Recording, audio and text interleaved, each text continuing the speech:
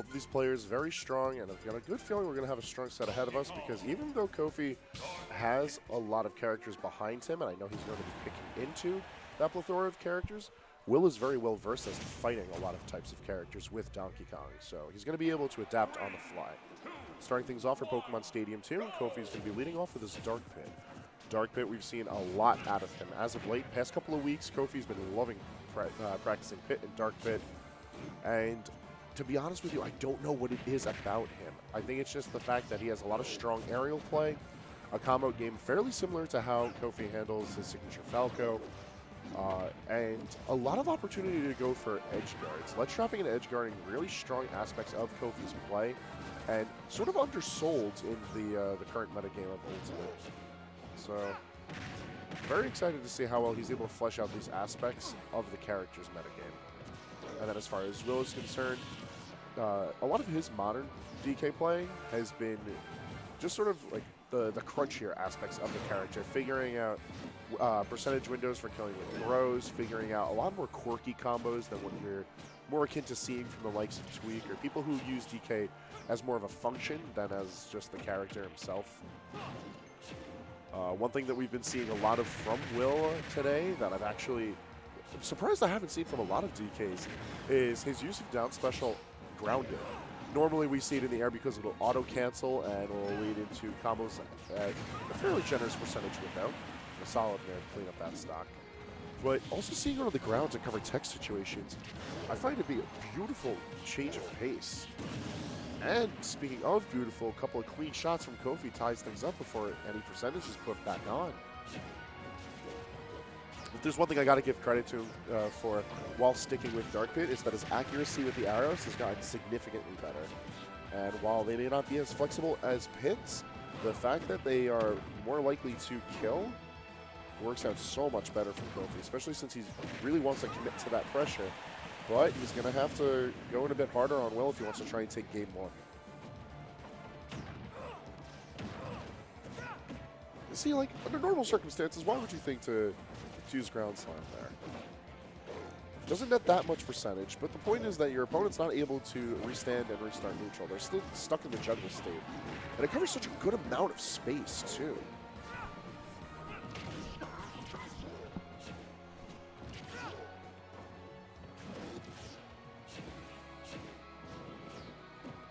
As far as highlighting things on the opposite side, Kofi's been doing a fantastic job of trying to push this battle to the ledges, fight towards Dark Pit's strengths, but Will is all the more ready to play off of those strengths as he's going to be taking game one.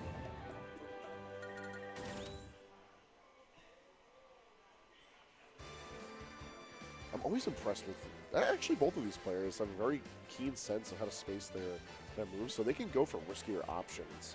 And it just looks so calculated because of how well they space themselves. That sense of micro-spacing doesn't just come from a good sense of intuition. A lot of that is practice. And I feel like you get a chance to see a lot of that rigid practice out of Will's play. So getting a chance to see that in the fires of tournament play is always a pleasure. Bringing us into game two, and now the Falco is coming back out. New set of wings for Kofi on Yoshi's Story. And I think this is a pretty dangerous pick, but I think it can work out pretty well for him.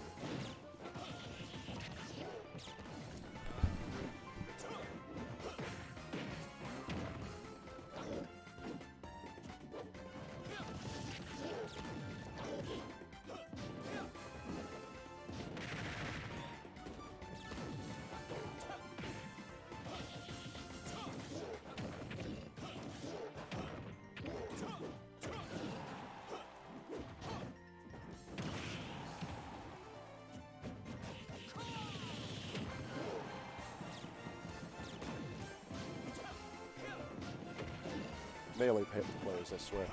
Anyways, turn the action back to the match at hand, and I see I come back right in time for Will to dodge death, but an unfortunate air dodge is going to be taking his stock, despite dealing fantastically through Kofi's array of combos. It really is a marvel to behold when you see someone playing a big character like this that's typically written off as combo food in the face of space use, and managing to survive on stage with as tight of blast zones as Yoshi's Story.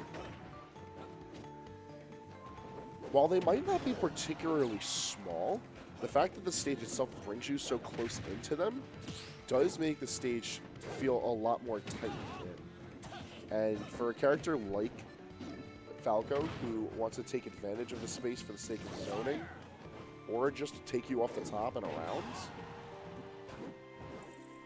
it's impressive on this part.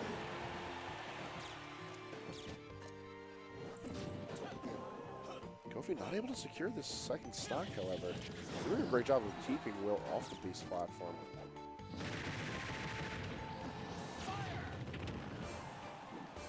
Man, that's just gross fire Falco coming in. But nonetheless, Kofi cleans up another stock, but still holding on to his first one at 135%. But maybe a minor misinput there from Will. Typically don't just see the raw up throw.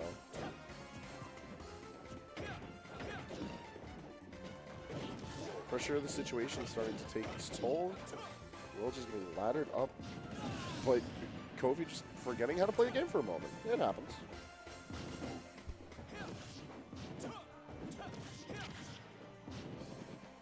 Alright, I see what Kofi's trying to do there with the drag down and the down tilt to reset at the ledge. And it's disgusting, but definitely not real. And I don't know what Will was going there with the fall off the platform. That felt like it might not have been intentional. This set had potentially vile combos. I think we were shielded from them. But nonetheless, this set is going to bring itself into a game 3.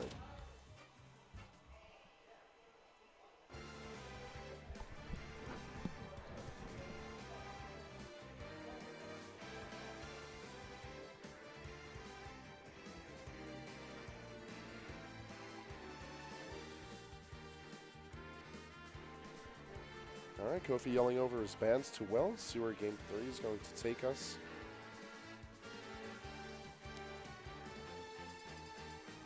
Yeah, I figured Battlefield would be the pick, but this in particular is going to be a very dangerous pick just because of how fluent Kofi is in being able to navigate the platforms for the sake of his own combos, and then how well he's able to circle camp like around the stage. Like he's shown proficiency in both styles of control of the stage, but that's not to say that DK can't do the same things either. See what happens? His first blood is broken, and Will tries to do him dirty with the forward air. Punishing Falco Phantasm is kind of difficult if you're not preparing with just sitting in shield, but it's definitely doable. Heavy risk, but the prize is there.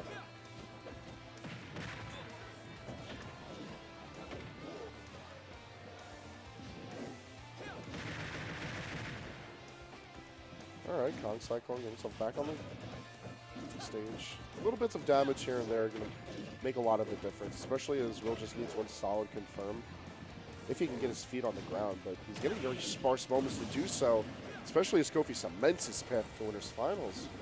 Quick down air. Still not that much damage, and Kofi no signs of slowing down the pressure.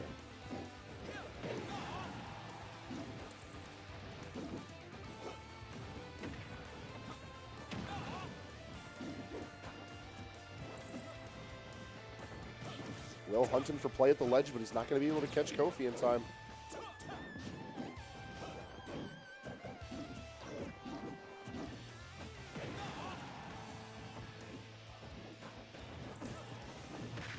And that was a cute recovery from Kofi. Still going to be kept at the ledge by Will.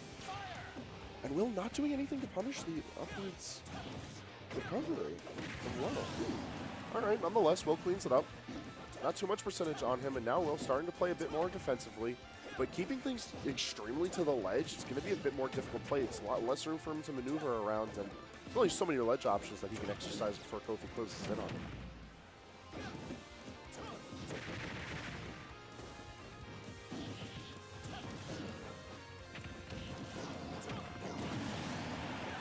Yeah, those combos just look so brutal when Kofi manages to execute and read all of the DI. I don't know if Falco is written off as like the worst spacey, and people just tend to think, oh, that means the character's bad, but that's in comparison to Wolf. a character popularly like placed around the top 3 to top 5 to top 10 of the cast, and Fox, who's sitting right there with him. Like, Falco's plan is executed slightly differently, but character's still kind of OD.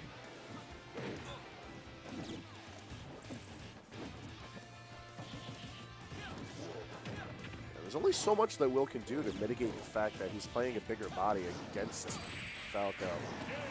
Not even a DI can save him out of that one, and Kofi's going to be moving on to winners finals this evening. I have no doubt in my mind that Will will be staying alive through the losers bracket, but we got to get there first.